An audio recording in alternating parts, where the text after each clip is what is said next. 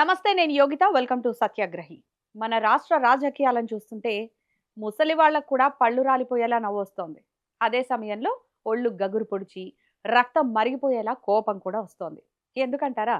మన పొలిటికల్ లీడర్ల విఘ్నత, వాళ్ళ మాటల వెనుకున్న లోతైన రాజకీయ సంస్కారం అలాంటిది మరి. సాధారణంగా ఒక మైనర్ బాలికపై పోక్సో లాంటి అత్యంత తీవ్రమైన కేసు నమోదైతే ఏం జరగాలి? చట్టం తన పని తాను చేయాలి.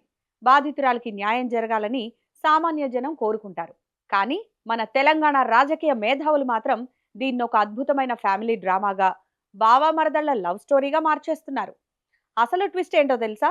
ఉప్పు నిప్పులా ఉండే బీజేపీ, కాంగ్రెస్ చివరికి తెలంగాణ రక్షణ సేనలోని కొందరు నేతలు కూడా ఈ కేసు విషయంలో మాత్రం భాయ్ భాయ్ అంటూ చేతులు కలిపేసుకున్నారు. కేంద్ర మంత్రిని కాపాడటానికి కాంగ్రెస్ ఎంపీ రక్షణ కవచంలా మారిపోతున్నారు.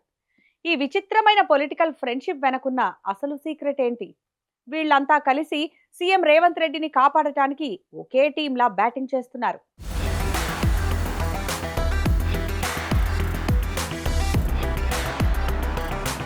ముందుగా మనం మాట్లాడుకోవాల్సింది మన గౌరవనీయ బీజేపీ ఎమ్మెల్యే పైడి రాకేష్ రెడ్డి అద్భుతమైన చట్ట విశ్లేషణ గురించి. ఈయన దృష్టిలో పోక్సో కేసు అంటే చాలా సింపుల్ మ్యాటర్ అట ఫ్రెండ్స్. బండి భగీరథ్, సదరు బాధితురాలు ఇద్దరు బావా మరదళ్లలా ఉండేవారట. శభాష్ రాకేష్ రెడ్డి గారు, శభాష్.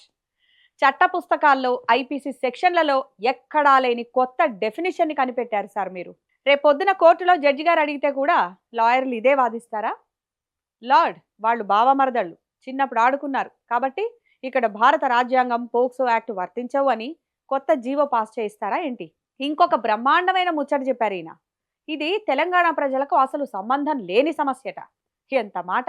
ఎమ్మెల్యే గారు, రాష్ట్రంలో ఒక కేంద్ర మంత్రి కొడుకుపై ఇంత తీవ్రమైన ఆరోపణలు వస్తే, చట్టం పరిధిలో ఉన్న కేసు నమోదైతే అది ప్రజలకు సంబంధం లేని విషయమా?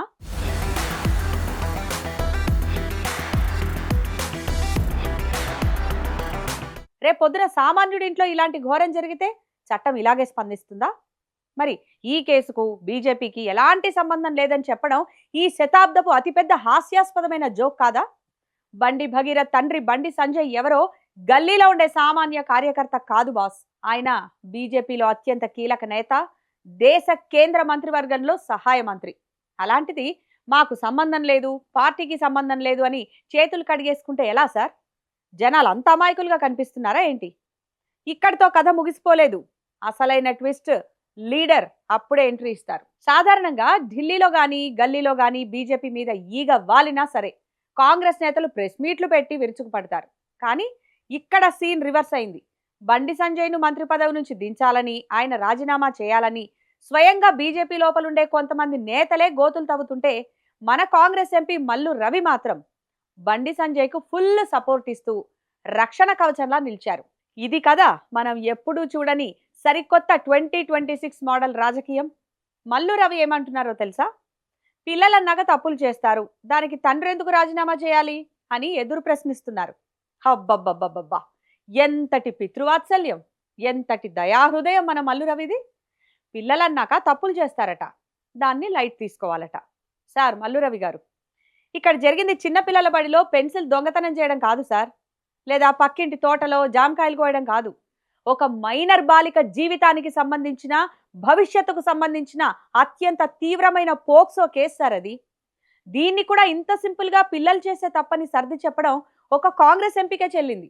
మళ్ళీ సొంత బీజేపీ పార్టీ వాళ్లే బండి సంజయ్ రాజీనామా కోరుతుంటే ఈయన గారు మాత్రం అలా అడగడం మంచి పద్ధతి కాదు అని హితబోధ చేస్తున్నారు. కాంగ్రెస్ పార్టీలో ఉంటూ బీజేపీ మంత్రి పదవిని కాపాడటానికి ఇంతలా తాపత్రయపడటం చూస్తుంటే తెర వెనక నడుస్తున్న ఫెవికాల్ బంధమేంటో సామాన్య ప్రజలకు కూడా ఈజీగా అర్థమైపోతోంది. ఇక మన మల్లు రవి చెప్పిన ఇంకొక పచ్చి కామెడీ ముచ్చట ఏంటంటే, బండి సంజయ్ తన కొడుకును దాచిపెట్టకుండా పోలీసులకు సరెండర్ చేశారట. ఆయన చాలా గ్రేట్ అని సర్టిఫికెట్ ఇచ్చేస్తున్నారు. అంటే తప్పు చేస్తే పోలీసులకు అప్పగించడం బాధ్యత కాదు, అదొక పెద్ద త్యాగం అన్నట్టు బిల్డప్ ఇస్తున్నారన్నమాట. సరే, కాంగ్రెస్ బీజేపీలు ఒక్కటయ్యాయి అనుకుంటే, ఇక్కడే మరో మైండ్ బ్లోయింగ్ ట్విస్ట్ ఉంది. ఈ వ్యవహారంలో తెలంగాణ రాష్ట్ర సేన పార్టీ అధ్యక్షురాలు కవిత కూడా ఎంట్రీ ఇచ్చారు. ఆమె కూడా ఇందులో బండి భగీరథ్ తప్పేమీ లేదన్నట్టుగా మాట్లాడడం విశేషం.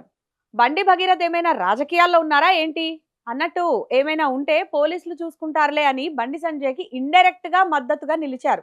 ఒక పిల్లగాడు, అది కూడా పాలిటిక్స్ లో లేని పిల్లగాడి మీద పడి పర్సనల్ అటాక్ చేయడం అనేది నాకు పర్సనల్ గా నచ్చని అంశం. వామ్మో, ఇదేం విచిత్రం. పొద్దున్న లేస్తే ఒకరినొకరు తిట్టుకునే నేతలంతా ఒక తీవ్రమైన కేసు విషయంలో మాత్రం ఒకే తాటిపైకి వచ్చేసి ఒకరినొకరు సపోర్ట్ చేసుకుంటున్నారు. అసలు వీళ్ళందరి మధ్య ఇంతటి అంతర్గత అవగాహన, ఇంతటి ప్రేమ ఎప్పుడు పుట్టిందో ఎవరికీ అర్థం కావడం లేదు. ఇదంతా చూస్తుంటే అటు బండి సంజయ్, ఇటు కవిత, అటు బీజేపీ ఎమ్మెల్యే పైడి రాకేష్ రెడ్డి, అటు కాంగ్రెస్ ఎంపీ మల్లు రవి, వీరంతా కూడా సీఎం రేవంత్ రెడ్డికి మద్దతుగా అండగా నిలుస్తున్నట్టే క్లియర్గా కనిపిస్తోంది. రాష్ట్రంలో ఎవరైనా సామాన్యుడు కష్టంలో ఉన్నారంటే వీళ్ళు ఆలోచిస్తారేమో గానీ రేవంత్ రెడ్డి ప్రభుత్వం కష్టంలో ఉందంటే చాలు అటు బీజేపీ, ఇటు కవిత లాంటి నేతలు, కాంగ్రెస్ నేతలంతా కలిసి డిఫెన్స్ లైన్ లాగా నిలబడిపోతున్నారు. నిలబడి ఏం చేస్తారు? అసలు మ్యాటర్ పక్కన పెట్టేసి మళ్ళీ కేసీఆర్ని, కేటీఆర్ని విమర్శించడానికి ముందు వరుసలో ఉంటారు. అంటే రేవంత్ రెడ్డిని, ఆయన ప్రభుత్వాన్ని ఏ చిన్న ఇబ్బంది రాకుండా కాపాడటానికి వీరంతా ఒక స్పెషల్ టాస్క్ ఫోర్స్ లాగా ముందుకొస్తున్నారన్నమాట. వీరంతా చూస్తుంటే రేవంత్ రెడ్డి పర్సనల్ టీంలా రాత్రి పగలు కష్టపడి పనిచేస్తున్నట్టు అనిపించడం లేదు.